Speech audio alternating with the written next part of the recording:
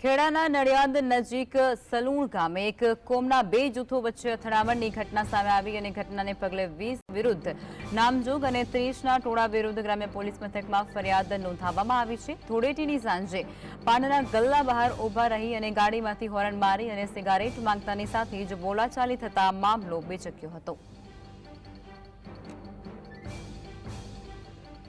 तो खेड़ाथी आ समाचार खेड़ाना नडियादनी अंदर आ घटना प्रकाशमां आवी छे अने ते अंतर्गत पण बे जूथो आमने सामने आवी चूक्या। एक नजीवी बाबतने लईने जेमां नडियाद नजीक सलूण गामे बे जूथ वच्चे અથડામણ થયા બાદ પથ્થરમારાની ઘટના પણ પ્રકાશમાં આવી છે અને જે અંતર્ગત ધૂળેટીની સાંજે એક દુકાન પર નજીવી બાબતે બોલાચાલી સર્જાઈ હતી અને આખરે મામલો એટલો બેચક્યો કે હાથાપાય પર આવી ચૂક્યા હતા બે જૂથ, જેમાં ઘટનામાં 5 લોકો ઘાયલ થતાની સાથે જ તેમને સિવિલમાં સારવાર અર્થે પણ ખસેડવાની ફરજ પડી છે। નડિયાદ પોલીસે ઘટના સ્થળે પહોંચી અને પરિસ્થિતિ પર કાબુ મેળવ્યો હતો અને ત્યારબાદ આગળની કાયદાકીય કાર્યવાહી પણ શરૂ કરી। નડિયાદ નજીક સલૂણ ગામનો આ બનાવ છે, જેમાં બે જૂથ વચ્ચે અથડામણ સર્જાઈ અને ત્યારબાદ ઘટના વધુ વિચકી અને મામલો મારામારી સુધી પહોંચ્યો।